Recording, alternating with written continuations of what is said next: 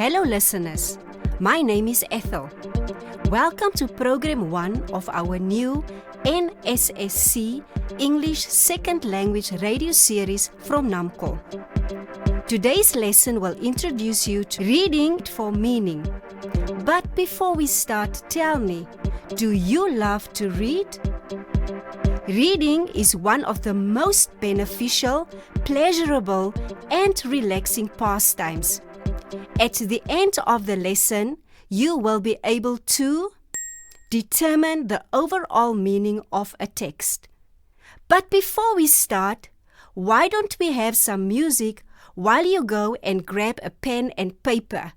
Because at the end of today's lesson, there will be a quiz with great prizes up for grabs.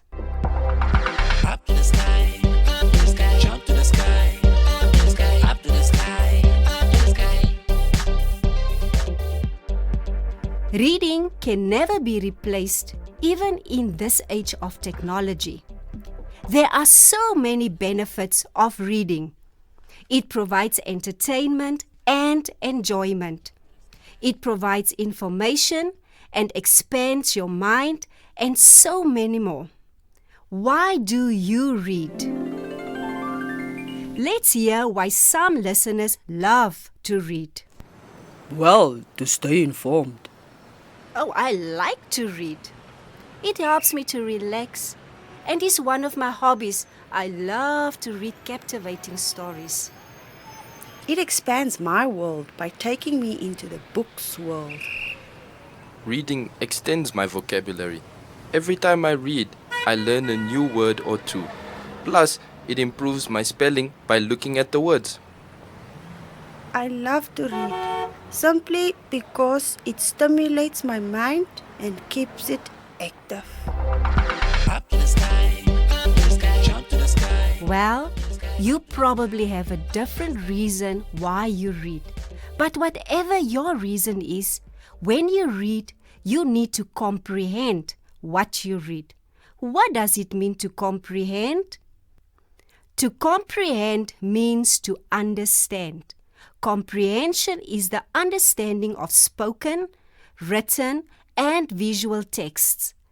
I'm sure you remember that you have been tested on listening comprehension skills and reading comprehension skills in your English class. Let me introduce you to Claire, who lacks comprehension skills. Claire! Dude, why are you ignoring me? Oh, hi, Rams. I was calling you, but you kept walking. Sorry, I didn't hear you. Are you okay? You've been looking absent-minded these days. Stressed out by my parents. They just don't understand how much effort I put in my schoolwork. You should not let them get to you like that, my friend. You just don't understand. If I do not improve my English mark in this exam, I will not hear the end of it. Now, why should you not be able to do well in English? Miss Maya has prepared us so well for our final exam. Rams, I'm afraid I've not done so well in the past exams. And if you fail English, you fail grade 11, right? Okay. What seems to be the problem? What are you struggling with? According to Miss Maya, I'm not performing so well in the reading and writing paper. Well, I'm on my way to the hostel, so come with me and I'll try my level best to assist you. Up to the sky, up to the sky, jump to the sky. Comprehension skills are not only for the classroom, but are life skills that need to be developed. You first learn to read, later you read to learn. So let's listen to the guidelines Romano provides Claire in reading for meaning. Okay, Claire, where do we start? I hate answering these questions based on these texts. I simply do not understand how I get these answers wrong. Do you actually understand the text when you read them before you answer the questions? What do you mean, bruh? I'm not stupid. I do answer them. See? Why are they wrong? Well, do you not understand the question? Let's start from the beginning. I will give you guidelines to assist you in reading for meaning. Okay. First, take note of the title, which may offer a clue as to the contents and intention of the text. That's now the heading of the text? Yeah, Why? Come on, I don't have time for all that. I need to answer the questions. that's your biggest problem, Claire. Do not rush to the questions. You need to understand what the text is all about in order to answer the questions correctly. After guessing what the text is all about, you would have a reason to quickly read the whole text. Are you serious? I should read the whole text before I answer the questions? Yep, read the text quickly through to get an idea of what it's all about. Now you will also find out whether you guessed right or wrong. Remember to try to visualize what you're reading. What do you mean by visualize? Create an image of the story in your mind. So I must imagine what I'm reading? Yes, as this will help you to focus and read with understanding. Okay. The introduction often creates the atmosphere and provides the setting for what is to follow. What's the setting? That's basically the background in which the story is set. It provides the time and place. Ah, I see. Also, very important, when you read through quickly, take note of the conclusion. The conclusion usually ties up the intention of the writer. Why he or she wrote that text? Yebo, very important, is that you should ask questions such as who is the writer, who are the characters, what is the main idea of the passage, where does it take place, when does it take place, why has this text been written, what is the writer's intention, and how does the writer express him or herself. Should I ask these questions while I'm reading? Yes, that way you stay focused on the story. Now, what about the questions that I need to answer to score points? Now that you have an idea of the text, you then read through the comprehension questions. When you do this, bear the text in mind. I see. Do I answer them immediately? No, this should only give you clues leading to the answers in the text. But then, of course, many other learners prefer reading the questions before they start reading the passage. Maybe I should try to read the questions first before I read the text. Well, you can. Then you underline the answers in the text when you come across them. Or you can do it the way I prefer to do it. Lastly, I read the text again, keeping in mind the questions. Then words and ideas that were at first confusing or difficult become clearer in context. Now I get you. Yes, the more familiar you are with the text, the easier it should become to interpret and understand what you are reading. It is of utmost importance that you understand the text before you attempt to answer the questions. Oh, I have to go for supper. Can we continue tomorrow? Sure. At least I can finally see a light in this dark tunnel. Glad I could help. Remember, that's only the first step. You have to come tomorrow so I can give you some answering techniques which will actually help you on how to score those precious marks you need. Don't you worry. You can help me right after choir practice. How about that? Cool. Up to the sky, up to the sky, jump. Let's sum up what we've learned today. Read with understanding. Comprehension skills are life skills that need to be developed. Firstly, read through the text quickly. Get a general picture of the text. Try to visualize what you are reading. Take note of the title, the introduction, and the conclusion of the text. Ask questions while reading, such as who is the writer? Who are the characters? What is the main idea of the text? Where does it take place? When does it take place? Know the setting of the text. Why has the text been written, and how does the writer express himself? Secondly, read through the comprehension questions, bearing the text in mind. Lastly, read the passage again, being aware of what has been asked. Well, we've come to the end of today's lesson. Now it is competition time. Here is the question for today's program. Choose only one answer. To comprehend means to A. Read, B. Understand, C. Write, D. Ask questions. Here is the question again. To comprehend means to A. Read, B. Understand, C. Write, or D. Ask questions. We've come to the end of today's program. Many thanks to our listeners for joining us. I hope you've enjoyed the program and that it has motivated you to learn more about reading with understanding. Join us for our next program where we will discuss answering techniques. Make sure not to miss our second broadcast. From me, Ethel, until next time, goodbye. This program was brought to you by NAMCOL with funding from the Ministry of Education, Arts and Culture and the Commonwealth of Learning.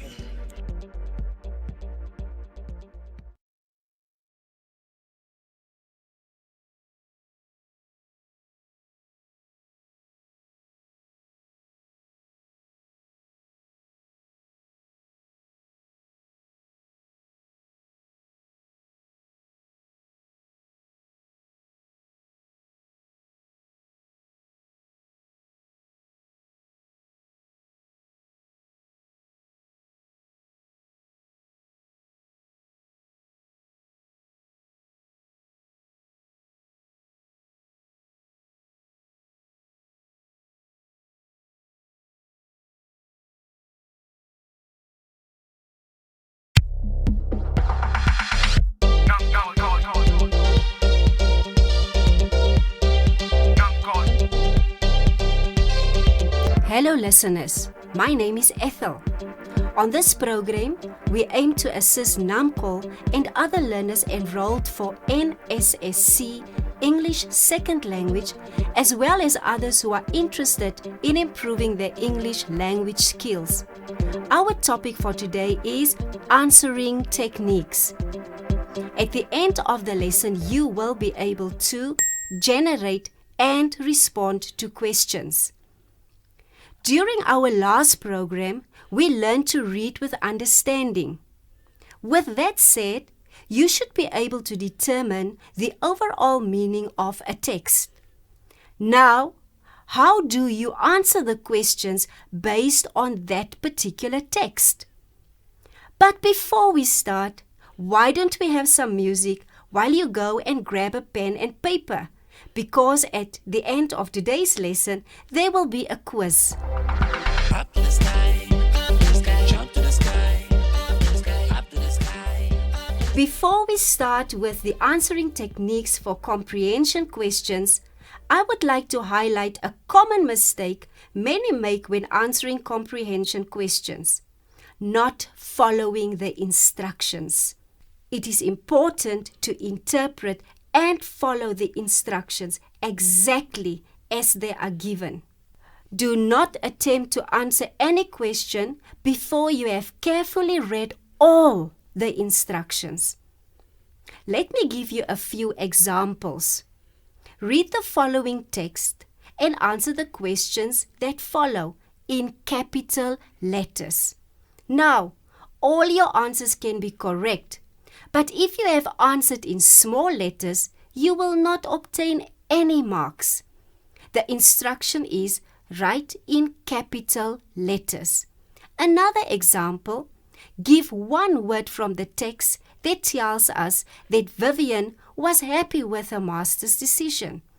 If you write more than one word, whether the answer is part of it, you will not obtain any mark. The instruction is write one word. Here are more examples from past examination papers. Example 1. Name one of the activities. If you answer more than one activity, it is incorrect. You should only provide one activity. Example 2. Tick the appropriate box. If you make crosses or draw a line through the box, it is incorrect. Know the difference between a tick and a cross. Example 3. Your answer should be about 200 words. If your answer is less or more than 200 words, you will be penalized and lose valuable marks. Example 4. Use the homophone stationary in a sentence to make its meaning clear. If you give the meaning of the word stationary, then it is incorrect. If you give a synonym of stationary, then it is also incorrect. You should write a sentence with the word stationary, making its meaning clear. Example 5. Apart from coffee production, why do farmers have a huge income? If you include coffee production, then you are not following the instruction. You should provide a reason as an answer besides coffee production. I bet many of you have read these instructions and or have simply ignored them, which has cost you valuable marks in a test or an exam.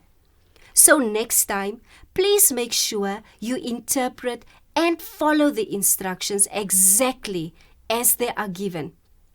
Shall we join Claire and Romano as they discover more comprehension skills? So Claire, could you find time to read some texts and determine their meanings?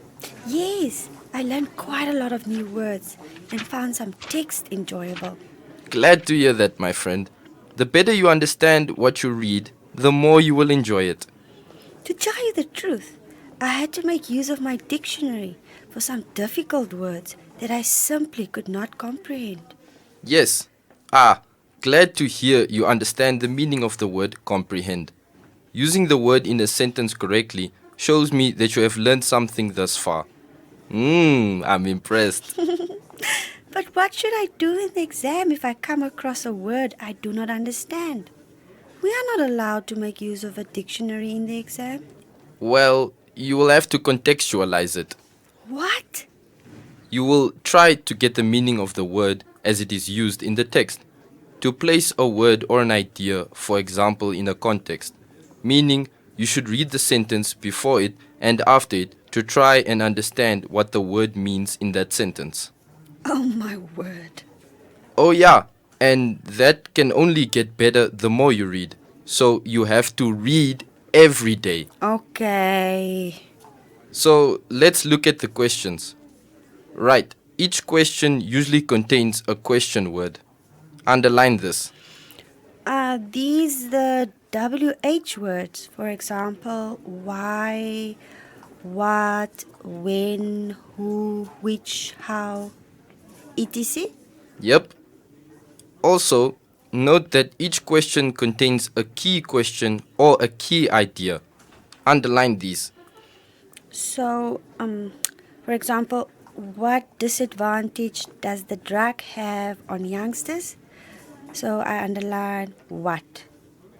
And I also underline disadvantage, drug on youngsters. Yeah, that's right. Next, try to remember whether you have read this fact in the beginning, middle, or end of the text. Put your eyes into search mode and glance down the center of the paragraph to find the sentence containing the answer of the key question or key idea. Remember to read the whole sentence in order to obtain a complete picture. Got it. Slowing of bone growth.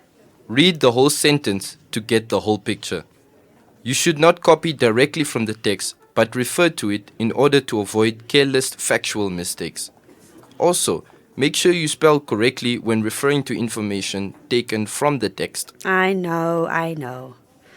Miss Maya always marks it incorrect if you did not copy the correct spelling of the names, places, dates, or other relevant information. Also, if you are asked to supply a synonym or an antonym, replace it with the same parts of speech. For example, a noun with a noun, a verb with a verb. Take the word that you have chosen back to the text. Replace the original word with this synonym and see if it is appropriate. Got you. Thanks. Cool. So, before I go for basketball practice, let's see. I have covered that you need to read the questions carefully. Oh yeah, and that you should follow the instructions carefully. Make sure whether the answer needs a full sentence, a word, or a phrase. Avoid starting sentences with conjunctions such as because, and, but, and so. Why? You might get penalized. Rather, simply just answer the question. Who is the winner? Claire Van Zyl is the winner. Why is the drug not good for youngsters? Not because, just answer. It slows youngsters' bone growth, or the drug slows youngsters' bone growth. Right. Proper English, ne? The mark allocation is usually an indication of the number of points needed.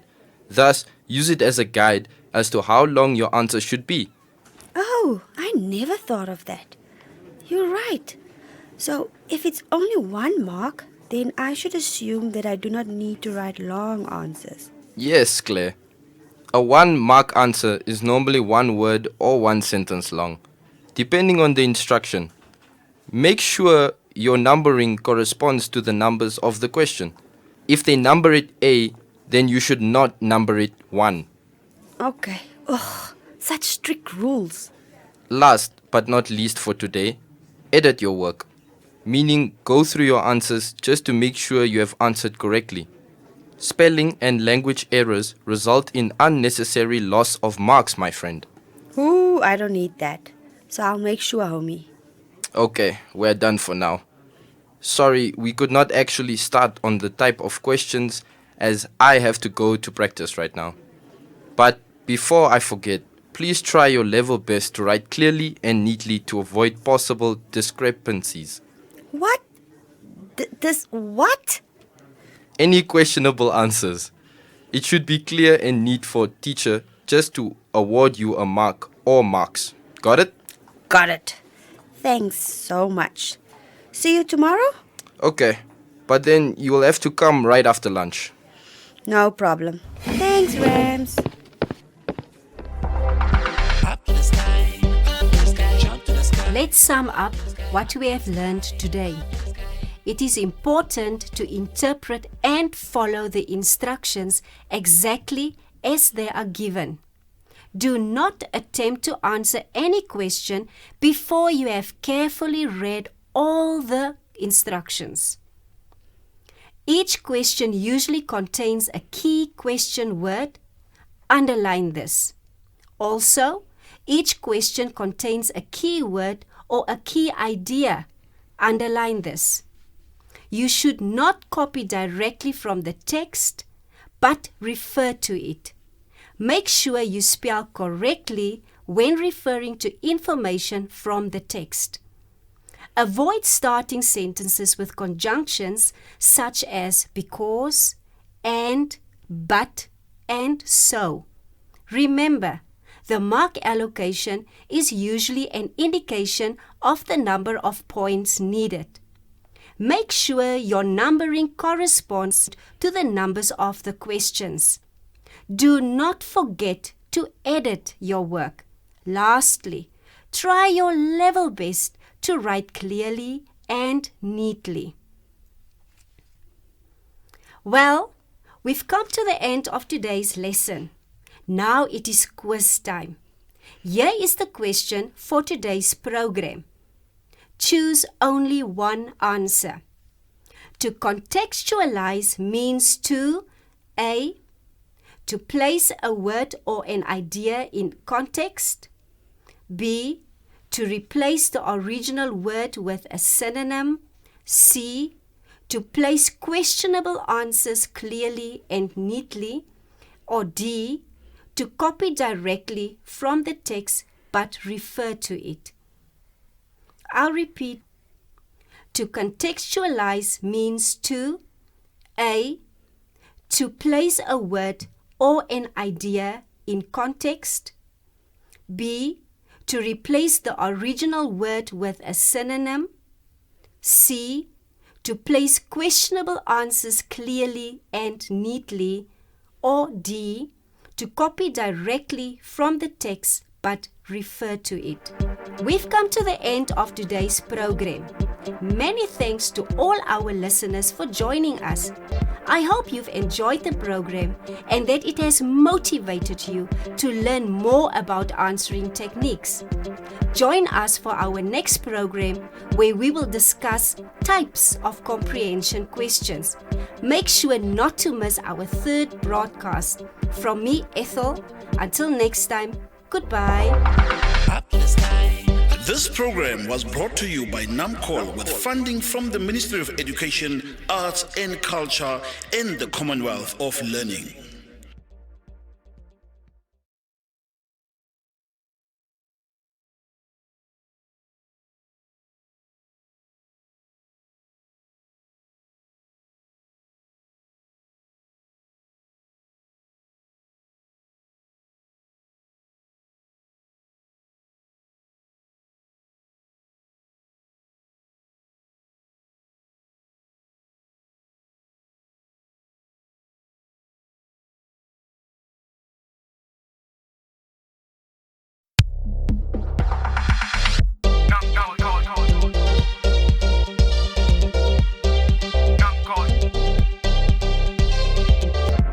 Hello listeners, my name is Ethel.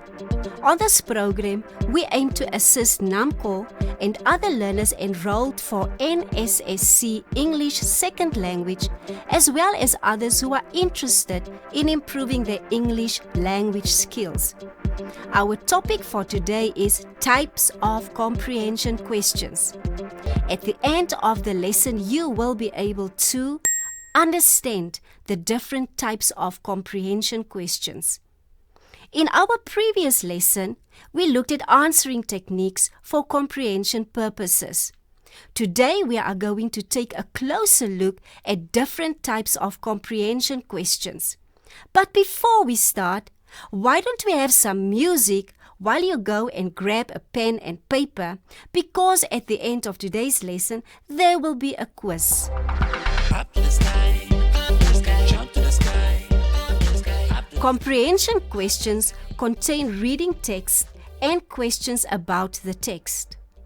The questions are about information that is stated or implied in the text and about some of the specific words in the reading text.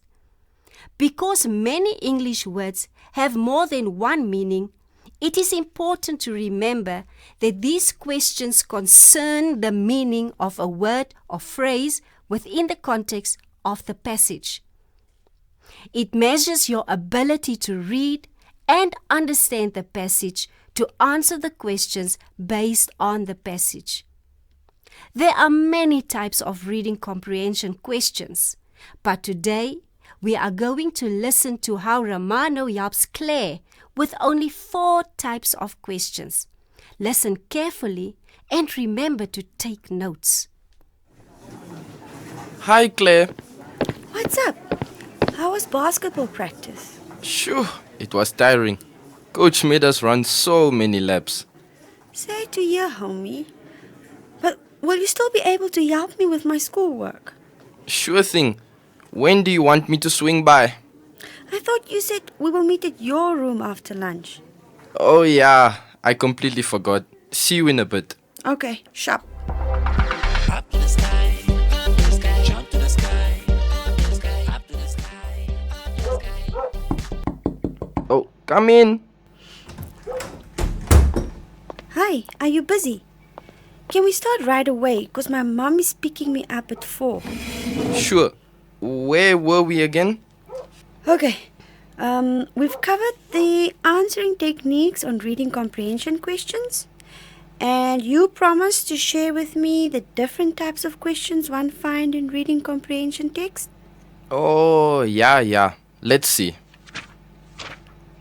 I had a look at past reading comprehension papers, and I must say, your answering techniques helped tremendously. That's great to hear, Claire. Okay, so my friend, I have to share that there are many different types of reading questions, but Unfortunately, due to time, we will only discuss a few. Really? Yep, but no need to worry. We will take a look at the ones I believe will help you with the upcoming exams.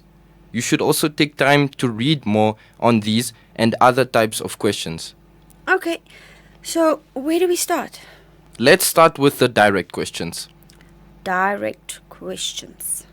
Yes, you give direct answers for direct questions. Answers will be stated plainly in the passage. Meaning, I can locate these answers after reading carefully what the question is looking for? Yes. For example, what was the main reason? Who is the author? Give 2 examples. Quote a sentence or write down one word which shows etc. Okay. The mark allocation for direct questions usually indicates the number of answers needed. I see. Then there is the inferential questions. Huh? You spell it INFERENTIAL.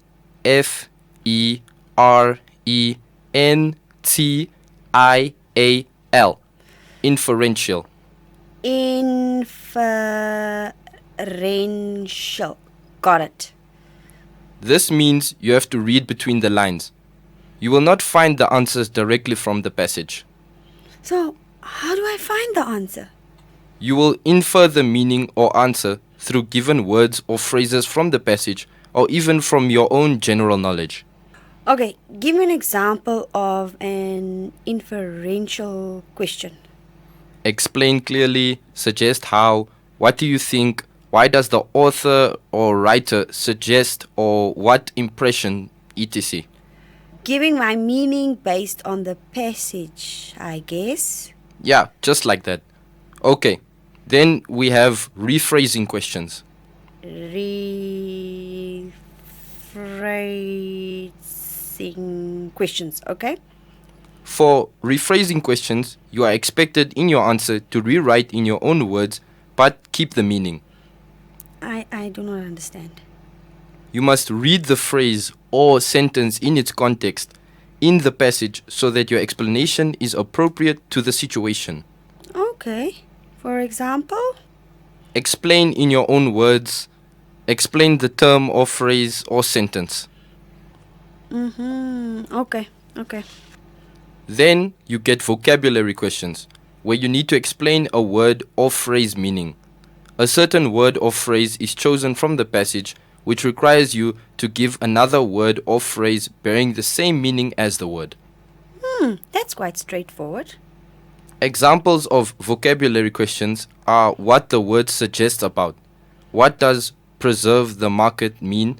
What picture do these words suggest? etc. Okay. It's my mum. Let me quickly answer it. Sure. Hi, Mum. Okay. I will come right now. Sorry, Rams, I gotta go. My mum is waiting outside. There's an emergency. No probs. Just go through your notes and keep practicing answering old question papers, and we can discuss the answers at a later stage. Thanks. We'll do that. Bye. Sharp. Up to the sky, jump to the sky, up to the sky. Let's sum up what we have learned today. There are many different types of reading questions, but unfortunately, due to time, we only learned about 4. Direct questions, inferential questions, rephrasing questions, and vocabulary questions. For direct questions, you should give direct answers. Answers will be stated plainly in the passage, and the mark allocation for direct questions usually indicates the number of answers needed. Then there is the inferential questions. You will not find the answer directly from the text. You have to read between the lines. You will infer the meaning or answer through given words or phrases from the passage or even from your own general knowledge. Next, we learned about rephrasing questions, where you are expected in your answer to rewrite in your own words but keep the meaning of the original situation or question. Your answer should be your own words. Lastly, we discuss the vocabulary questions, where you need to explain a word or phrase meaning. A certain word or phrase is chosen from the passage, which requires you to give another word or phrase bearing the same meaning as the word. Well, we've come to the end of today's lesson. Now it is quiz time. Here is the question for today's program. Choose only one answer. In your own words, explain the meaning of the word matriarchy. This is an example of A. Direct question, B.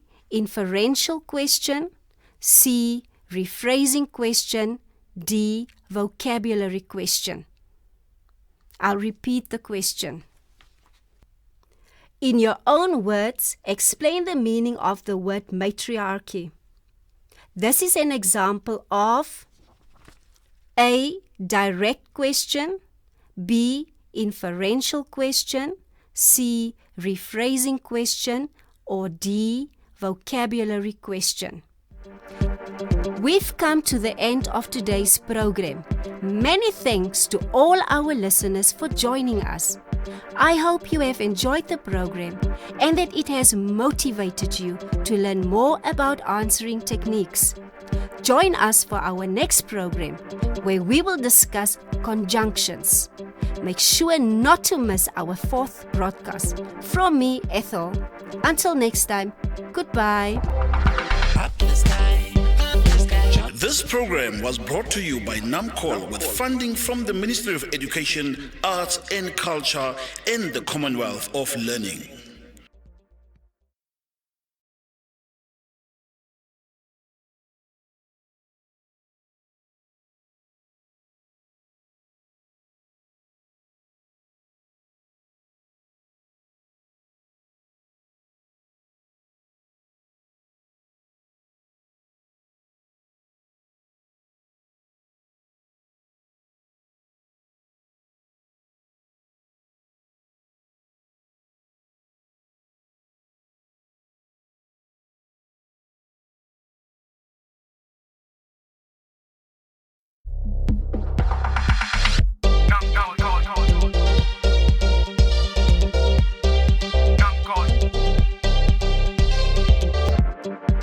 Hello listeners, my name is Ethel.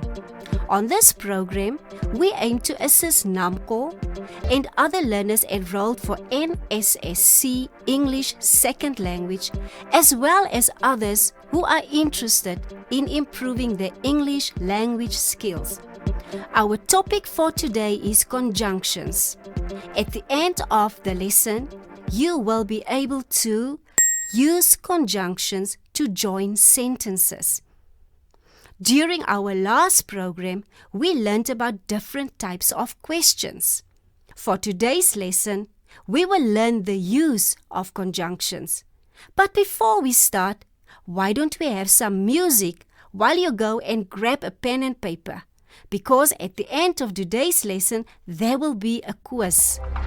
Up to the sky, up to the sky, jump to the sky, up to the sky, up to the sky. Conjunctions are connecting words that join two or more sentences into a single sentence. They also join words, phrases, or clauses.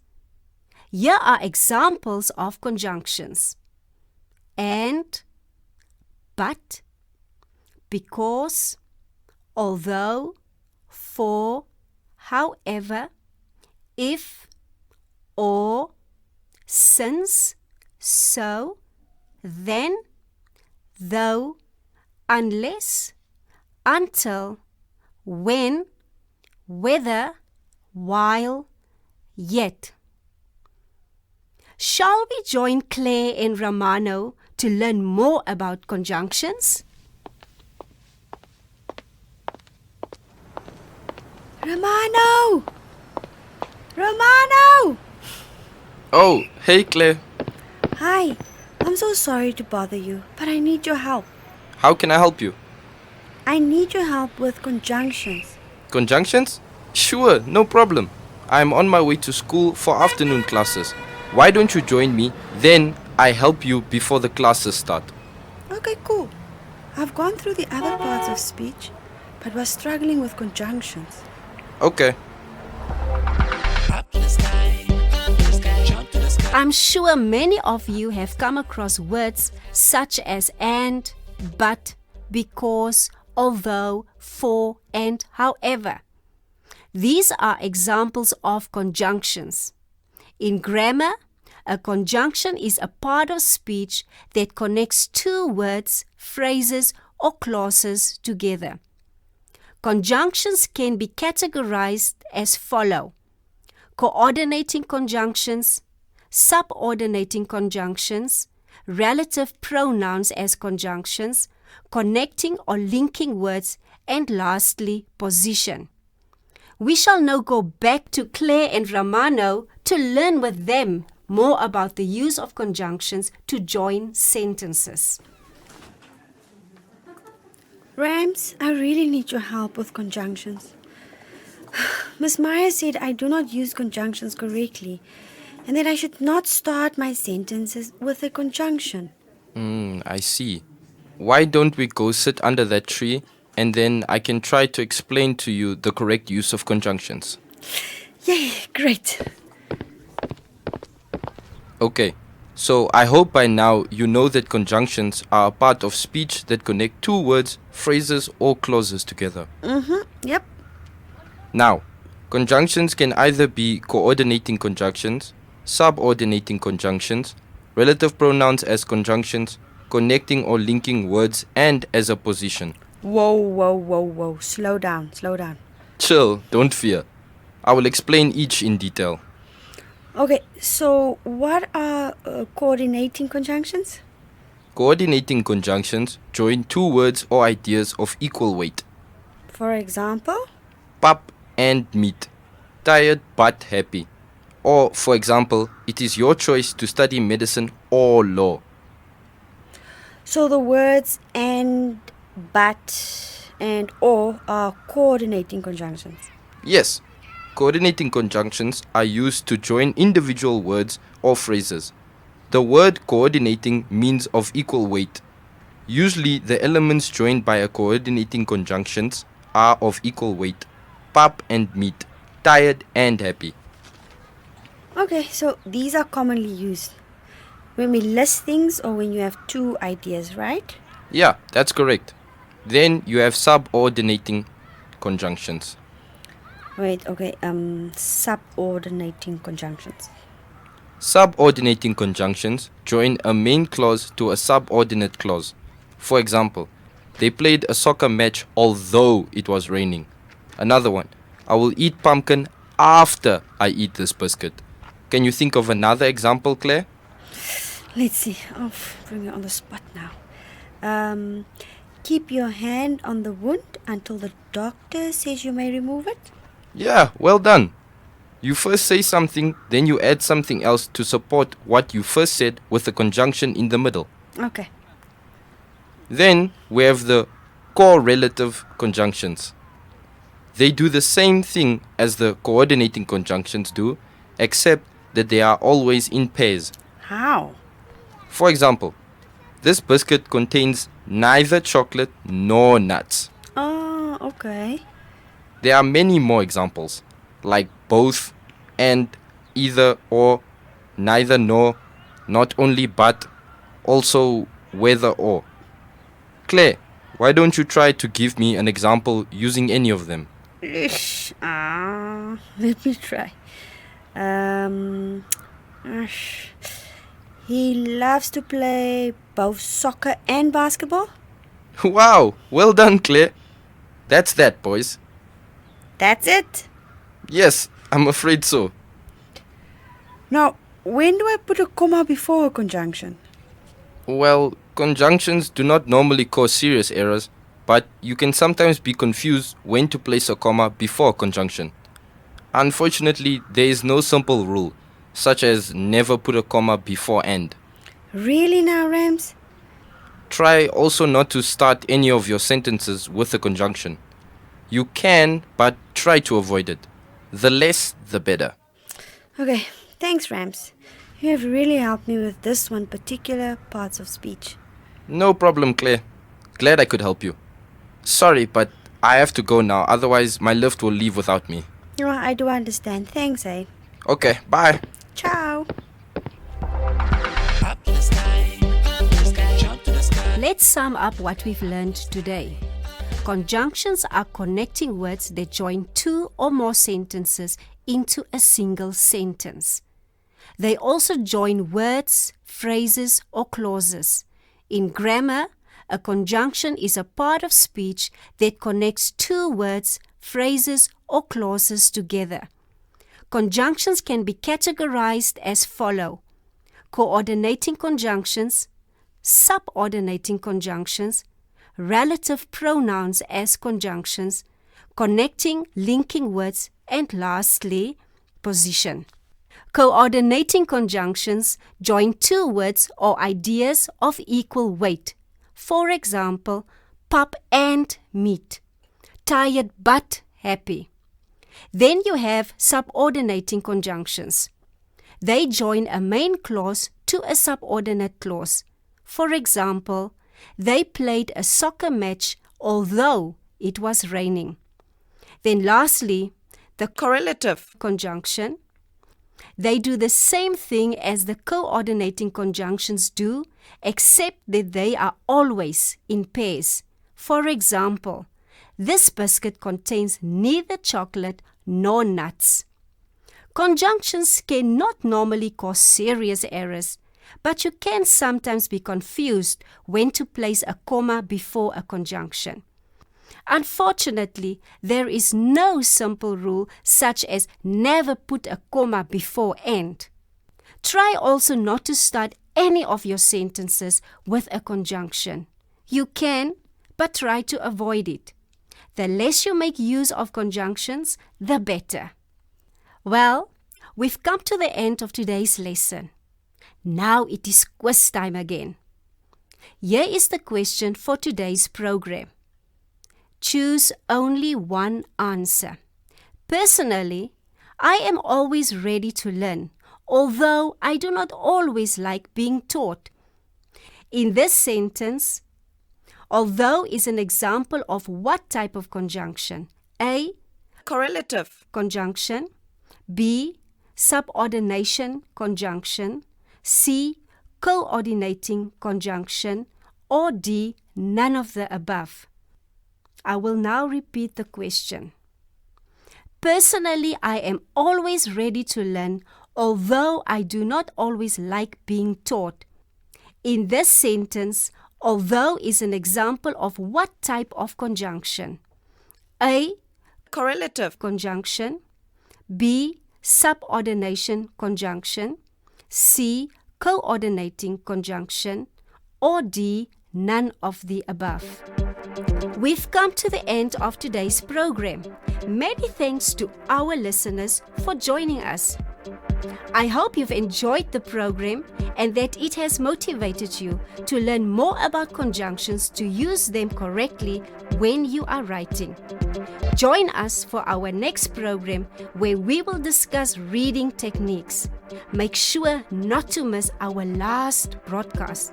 From me, Ethel, until next time, goodbye.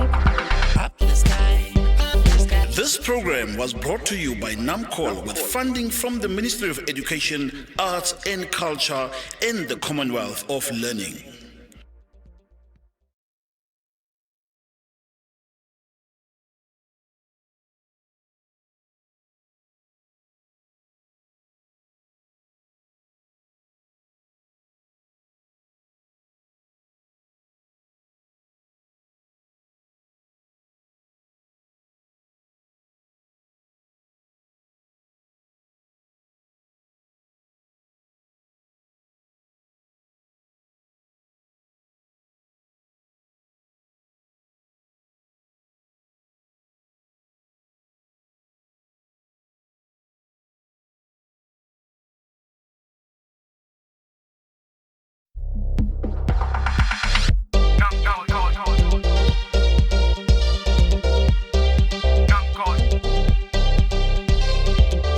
Hello listeners, my name is Ethel.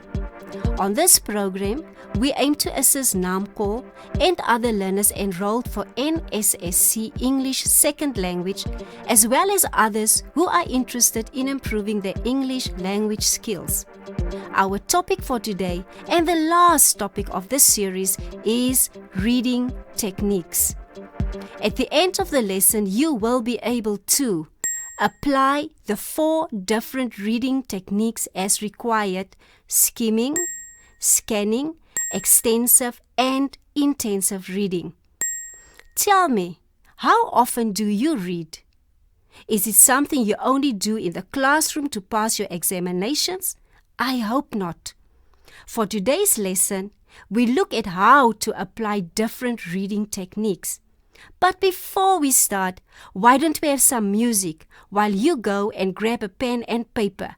Because at the end of today's lesson, there will be yet another quiz.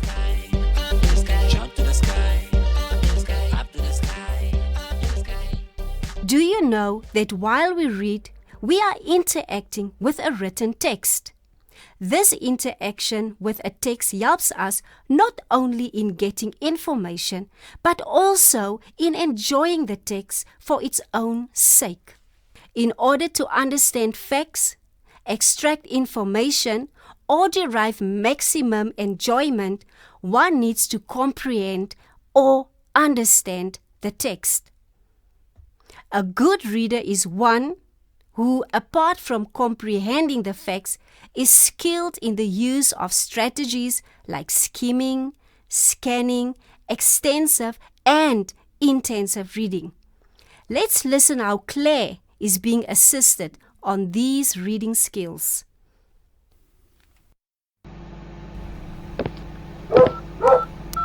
Claire, why are you on your phone? Aren't you supposed to prepare for tomorrow's exam? Dad, calm down. I know everything.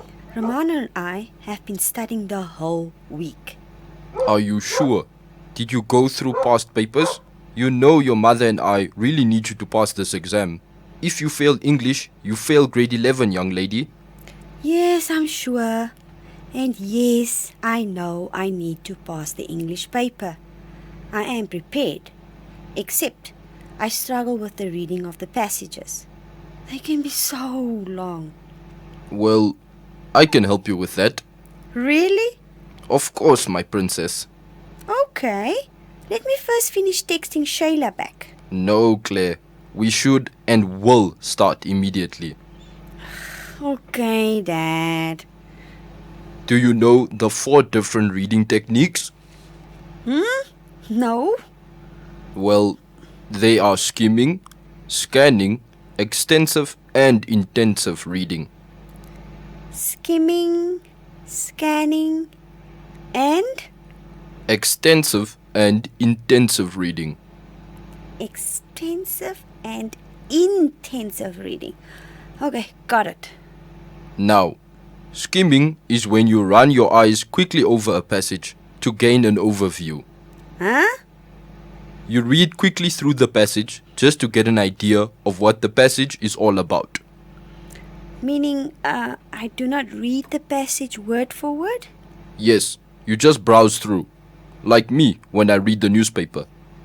I don't read every article word for word. My eyes just pass over each sentence to get an idea of what the article is about. Okay, I think I get it.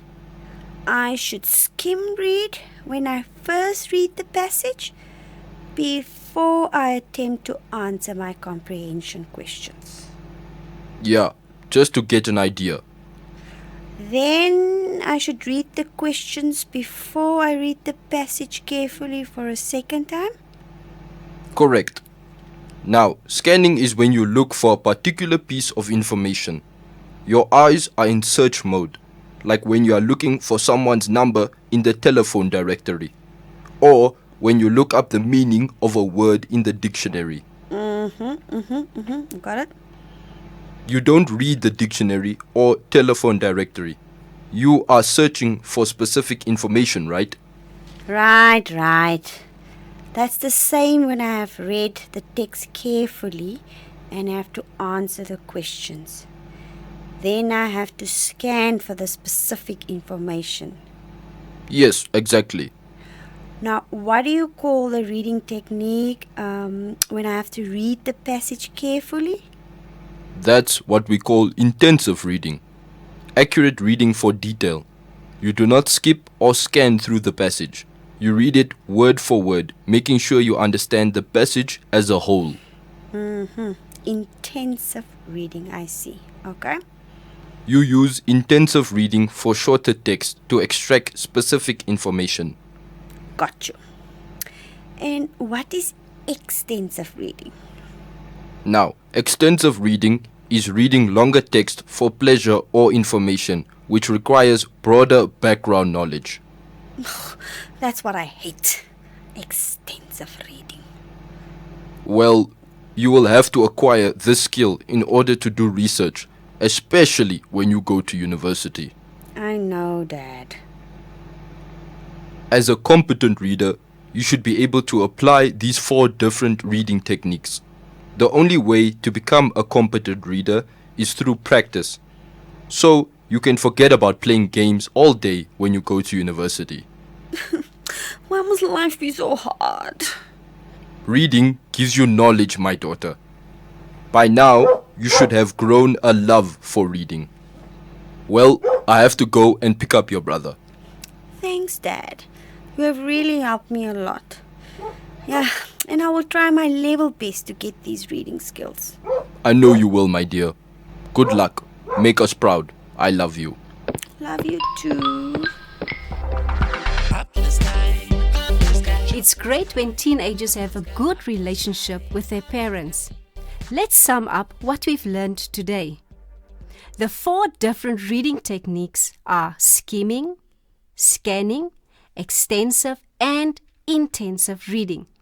Skimming is when you run your eyes over a passage quickly to gain an overview. Secondly, scanning is when you look for a particular piece of information. Your eyes are on search mode. Then intensive reading is accurate reading for detail. You use intensive reading for shorter text to extract specific information. Lastly, extensive reading is reading longer text for pleasure or information, which requires broader background knowledge. As a competent reader, you should be able to apply these 4 different reading techniques. The only way to become a competent reader is through practice.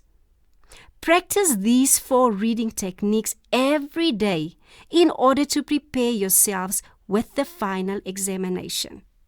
Practice these 4 reading techniques every day in order to prepare yourself for the final examination. Well, we have come to the end of today's lesson. Now, it's quiz time again. Here is the question for today's program. Looking for specific information in a text is called A. Extensive reading, B. Intensive reading, C. Skimming, or D. Scanning. Here is the question again. Looking for specific information in a text is called A. Extensive reading, B.